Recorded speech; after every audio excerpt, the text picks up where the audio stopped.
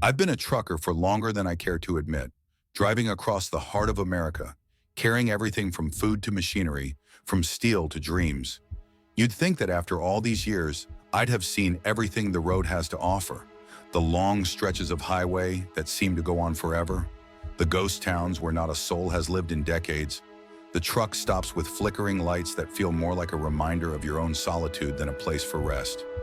You get used to it. You get used to the sound of the engine, the hum of the tires on asphalt, the emptiness that stretches out in front of you like some kind of eternal promise. But that night, I learned something new. I learned that you can never be prepared for the things that crawl out of the darkness. Things that, in a strange way, are worse than the things you expect. It started like any other trip, a usual haul through the heart of the Dakotas. The engine was humming, my eyes were heavy, and the clock on the dashboard ticked away the hours, each one slower than the last. I'd been driving for what felt like forever, pushing through the night, eyes glazed over with exhaustion. 16 hours on the road, give or take. It wasn't the first time, and it wouldn't be the last. But on this particular night, as the road seemed to stretch endlessly into the horizon, something was off. Something about the way the trees loomed in the distance, dark shapes against the night sky, felt wrong, like they were watching me. But that's the thing about driving through the wilderness at night. It makes your mind play tricks on you. Maybe it was the sleep deprivation, the late hour, the constant drone of the engine, but I felt it, the urge to stop. I needed a break. My eyes were dry, my back ached, and I was so tired that I could feel my eyelids getting heavy, despite the cold wind blasting through the cracked window. But there was nowhere to stop. No rest area, no gas station, no diner with a flickering neon sign, just miles and miles of empty road, thick trees pressing in on either side, the darkness devouring everything. Then I saw it. At first I thought it was a trick of the light, a flash of color in the middle of the road, some weird reflection maybe. But no, it wasn't. It was a dress, a purple dress, lying there in the middle of the highway like it had been dropped by someone in a hurry. I slowed down, squinting at it through the headlights. The dress was old-fashioned, out of place, like something from a time when people still cared about lace and buttons. It didn't make sense. Why would a woman be out here, in the middle of nowhere, in a dress like that? I was too tired to think much of it, so I pushed on, telling myself it was nothing. But as I kept driving, things started to get stranger. I passed a pair of shoes, children's shoes, worn and scuffed, like they had been tossed aside in a panic. Then I saw a pile of clothes, kids' clothes, pants, jackets, shirts, scattered across the road like someone had dropped them in a rush. My stomach turned. Something wasn't right. My tired brain was starting to click into gear now. It wasn't the kind of thing you see on a normal night. It wasn't just a random collection of items. It looked deliberate. I stopped the truck. I wasn't sure why at first. Maybe because the sense of wrongness was gnawing at me. Maybe because my gut was telling me I needed to see it for myself.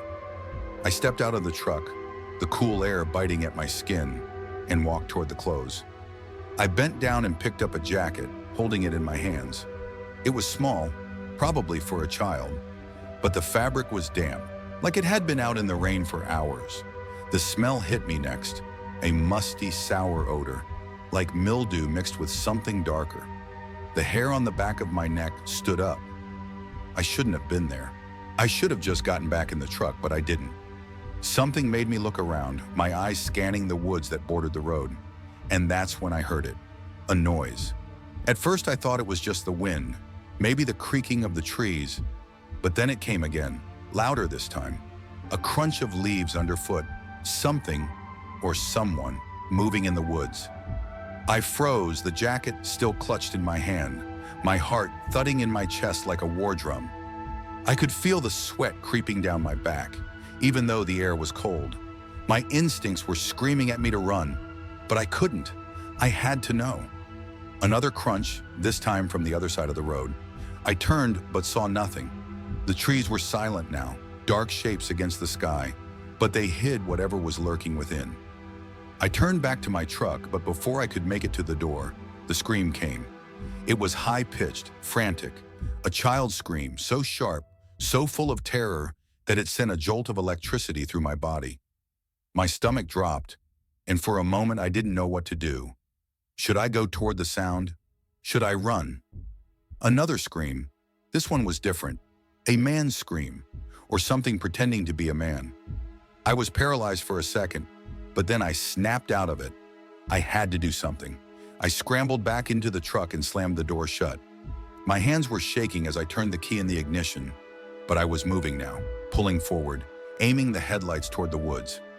I wasn't sure what I was expecting, but I wasn't prepared for what I saw.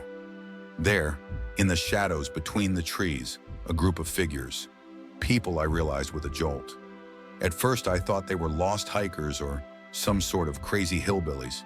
But as my headlights cut through the darkness, I saw it, the one thing I hadn't expected. They were holding something, a speaker, and they were mimicking the sounds of children, the screams, the crying, all of it. For a moment, I thought I was going crazy. My hands clenched the wheel as the blood rushed to my ears, the horror of it sinking in. These people had been pretending to be children, luring unsuspecting drivers into the woods. I don't know what their end game was, but I had no intention of sticking around to find out. I pulled out my phone, my fingers trembling as I dialed 911. But before I could even speak, before I could ask for help, someone threw something at my truck. A rock, I think.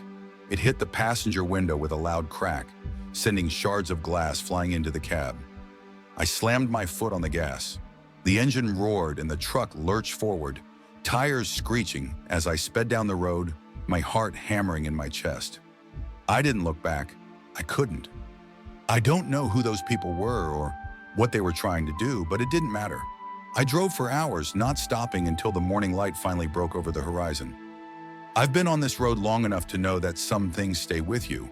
Some things are just a little too wrong. And whatever those people were up to, I don't think I'll ever really know. But I learned something that night. Something that still haunts me. The road might seem endless. The woods might seem empty. But there are things hiding in the dark.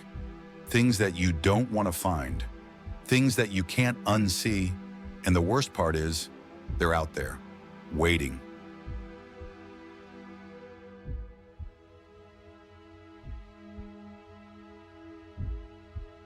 I've been a trucker for more years than I care to count. And while the road's a straight shot from A to B, there's a whole lot of time between those 2 points. Time to think. Time to sink into the isolation that gnaws at the edges of your sanity, like some invisible thing lurking just outside your windshield. The kind of isolation that you can almost taste, like the metal tang of stale coffee, or the way the air feels after a storm, heavy and pressing down on you. Sometimes the loneliness eats at you slowly, like the quiet rasp of a nail on wood. And other times, it hits all at once, like the truck's brakes suddenly slamming down. It was about 3 months into this whole game that I felt it start to take hold. The weariness in my bones, the sense that something in the universe was off. But you can't just stop. Not when you're miles away from the nearest motel, and the only company you've got is your own thoughts, which are beginning to feel less like company and more like an enemy. I was on a 12-hour stretch from southern New Jersey, headed to Lafayette, Indiana.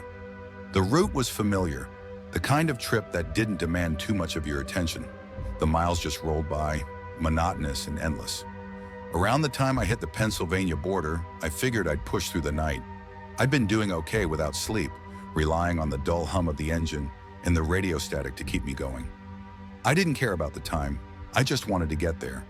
But then about 20 miles outside of Harrisburg, it hit me like a sucker punch right to the gut.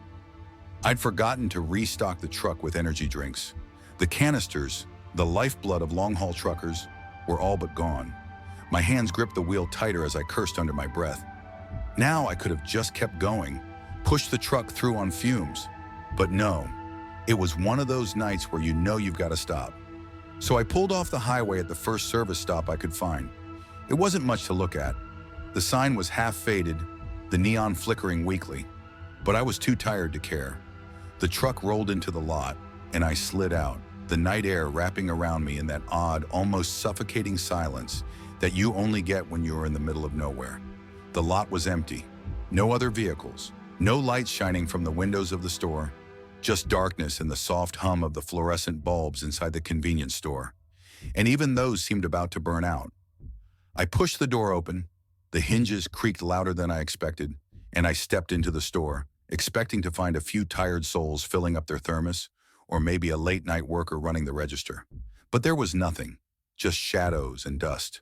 The store seemed abandoned, which struck me as odd, considering it was open. But the strangest part wasn't the absence of people, it was the complete, oppressive silence. The kind that presses on your ears until you feel like they might start bleeding. I squinted into the dimness. In the back, a faint glow caught my eye, a pale light barely cutting through the dark. I moved toward it, my boots scraping on the dirty tile floor. And that's when I saw it, the refrigerator. Old, rusting, humming like it had seen better days, but it was plugged in. And that gave me some strange comfort. The dull light reflected off the glass door, and I grabbed the handle. When I opened it, though, I froze. Nothing. Just an empty, gutted shell. There wasn't a single can or bottle inside. The shelves were bare, like someone had come in and ripped everything out, leaving nothing but cold metal and dark emptiness. My heart beat faster. Maybe it was a joke, some kind of weird prank, but I couldn't shake the feeling that there was something wrong, something beyond just a missing drink. As I turned to leave, I heard it, a noise from the back room, faint but clear, something dragging or maybe footsteps. I froze in place, straining to listen, my senses sharp as needles. Was I imagining it? It had to be nothing. But I didn't move, didn't dare. For a moment, I thought I might have just caught the wind in the vents or something. But the dragging sound came again, slow, deliberate. My heart pounded in my chest, and I couldn't decide if I should investigate or get the hell out of there. My gut twisted with unease. I didn't investigate. Instead, I bolted. I rushed to the door, my breath coming in quick, shallow gasps. But when I got outside and slammed the door behind me, I felt the hairs on the back of my neck stand up. The door. It was wide open. I had definitely closed it behind me. I remember that for sure. My mind raced, fighting the panic that was beginning to creep in, but I didn't want to stick around to find out what was going on. I got back in the truck, started the engine, and didn't look back. But something about that place, it didn't sit right. It sat like a stone in the pit of my stomach, and I couldn't shake it off. I hit the highway again, my hands gripped tight on the wheel, the engine roaring beneath me like a wild animal. The road stretched out ahead, endless and dark. But then something caught my eye, a flicker in the rearview mirror. At first I thought it was just the fatigue, messing with my mind. But no, the curtain in the back of my truck was moving. I could see it shifting, even though there was no wind. I glanced over my shoulder, and my heart dropped into my stomach. Something, or someone, was back there. I couldn't make out any details, but my brain screamed at me to be careful, to get the hell off the road and find somewhere safe. I tried to convince myself it was nothing. Maybe a bag had shifted, but then I saw it again, the movement. The panic came like a flood. I thought of every horror movie I'd ever seen, every story about hitchhikers or drifters hiding in the back of trucks, waiting for the perfect moment to strike. The minutes felt like hours as I gripped the wheel, trying to force myself to calm down. But it was like the truck was getting heavier, the air thicker. I could feel the presence back there, watching me, waiting. When I finally reached a small police station, I didn't even stop to think.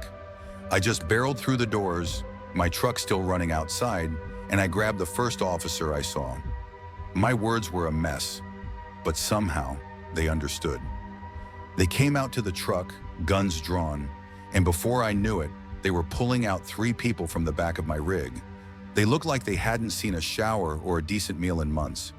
2 men, ragged and dirty, their eyes wide and wild, and a woman huddled in a corner, her face pale and blank. They didn't say a word, just stared at me with that unsettling, blank stare, like they knew something I didn't. I watched as they were arrested, my skin crawling with the strange feeling that this was all some kind of twisted joke. But there was nothing funny about it. I still don't know who they were or what they were doing in my truck. The police never told me, but I haven't forgotten their eyes, and I haven't forgotten the cold chill that crawled up my spine as they were driven away. Now, every time I get behind the wheel, that feeling comes back, the one that tells you someone is watching, that they're closer than you think, just waiting.